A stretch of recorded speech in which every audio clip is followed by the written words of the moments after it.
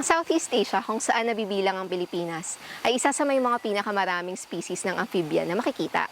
Ang mga amphibians ay mga cold-blooded vertebrates na nagsisimula ang life cycle sa tubig at pag tumanda na ay nasa lupa. Pasok dito ang newts, salamanders, toads at palaka. Pero merong mga special kinds ng amphibians, katulad ng palakang ito.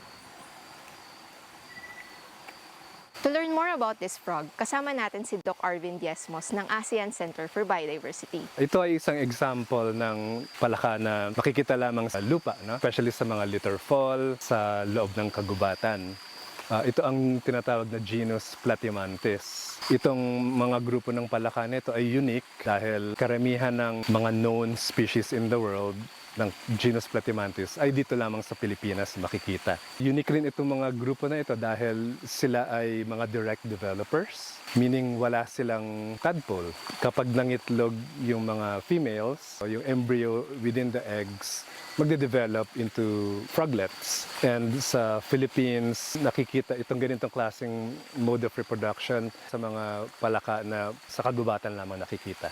Pero alam mo ba, Celine, na ang mga amphibians, especially mga frogs, mga Sicilians, malaki yung ecological role nila sa ating ecosystems, no? Well, una-una, maaari silang matawag na biological control, lalong-lalo na sa mga insekto, dahil karamihan sa kanila ay insekto yung kinakain. Very important ito, lalo na kung nagiging overpopulated na mga insect pests, no? Bukod dito, food source din sila ng ibang hayop tulad ng mga ahas at ibon. Astig, no? Dati takot na takot ako sa mga palaka, pero ngayon, #respect. Kailangan lang talaga nating makilala at maunawaan para mabuhay tayong in harmony kasama ang sari buhay. Siya si Celine. Siya si Doc Arvin. See you in the next video.